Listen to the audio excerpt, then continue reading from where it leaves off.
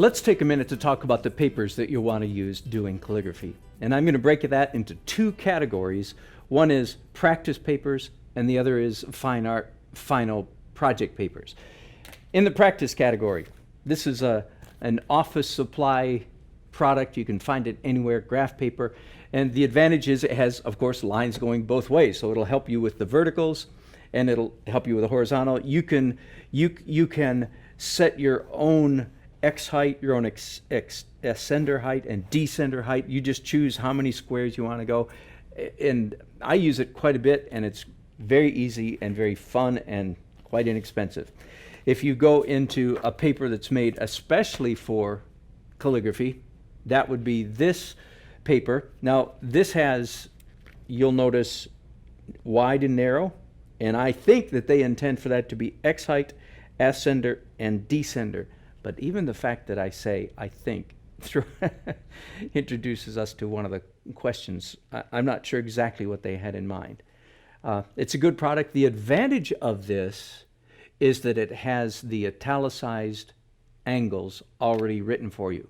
But please understand, this paper then is specific to italicized fonts. It won't do you any good in Old English or Uncial because we don't italicize those, at least I don't normally. So this is specifically for Chancery Cursive or any of the other bent italicized fonts.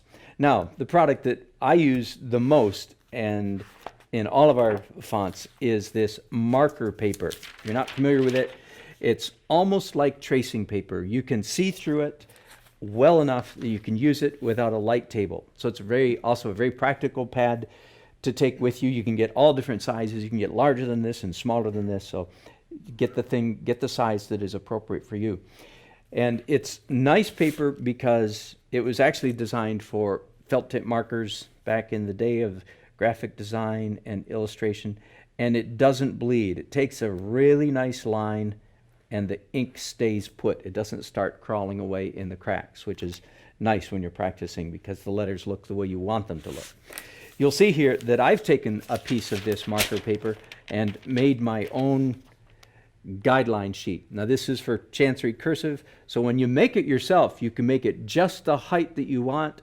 You can make the X height, the ascender, the descender lines, and the italicization angle all the way you want it.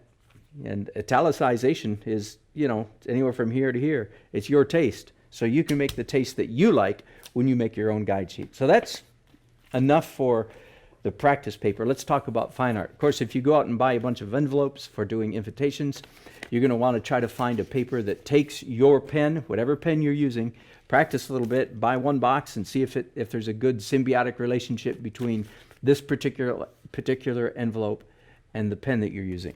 Okay?